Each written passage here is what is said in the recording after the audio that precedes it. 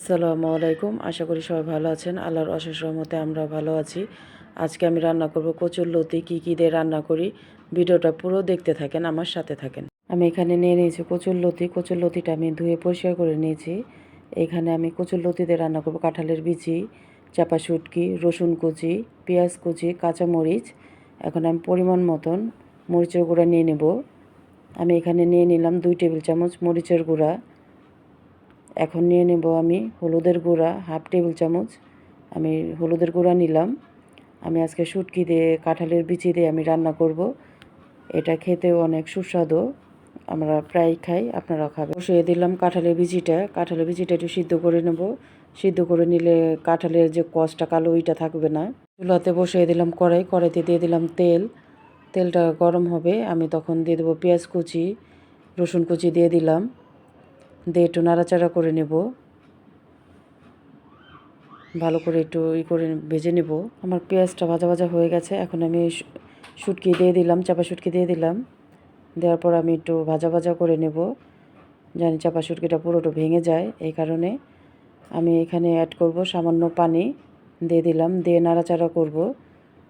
শুটকিটা একটু ভেঙে যাবে।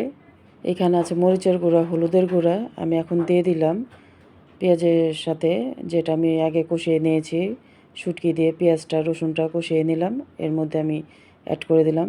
আমি ধুয়ে একটু পানি দিয়ে দিলাম, যেটার মধ্যে আমি হলুদ মরিচ রেখেছিলাম। যারা কচুরলতি খেতে চান না তারা এভাবে রান্না করে খাবেন, খুবই ভালো, গলা ধরবে না, কোনো কিছু না, গ্যারান্টি। আপনারা খেয়ে দেখবেন, খুব ভালো লাগবে। আমার এটা করাই শেষ। আমি এখন দিয়ে দিয়েছি কাঁঠালের বিচি, দিয়ে একটু নাড়াচাড়া করে নেব। কাঁঠালের বিচিটা আমি আগে সিদ্ধ করে নিয়েছি, এটা বেশিক্ষণ সিদ্ধ করা লাগবে না, এটা তাড়াতাড়ি হয়ে যায়। আমি ভালো করে নেড়েচেড়ে নিলাম। এবার আমি দিয়ে দেবো এর মধ্যে লতিটা আমি ঢেলে দেব। লতিটা ঢেলে দিয়ে আমি নাড়াচাড়া করে নেব।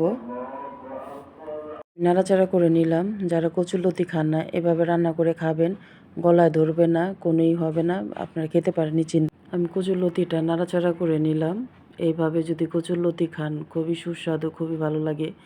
আমরা চিংড়ি মাছ দিয়ে খাই, ইলিশ মাছ দিয়ে খাই, যে যেভাবে খেতে পারে সে সেভাবেই খায়।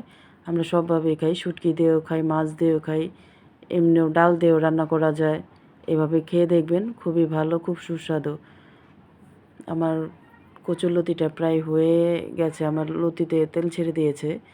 আমি আর কিছুক্ষণ পর নামিয়ে নেব। যদি আমার ভিডিওটা ভালো লাগে তাহলে একটা সাবস্ক্রাইব করে দেবেন, একটা লাইক করে দেবেন। সবাই আমার পাশে থাকবেন, আমার ভিডিওটা সম্পূর্ণ দেখবেন, দেখে আমার ভিডিওটাতে একটা সাবস্ক্রাইব করে দেবেন। আপনারা দেখছেন আমার লতিটা কি সুন্দর হয়েছে রান্না করা। আপনারা এভাবে রান্না করে খাবেন। আসসালামু আলাইকুম।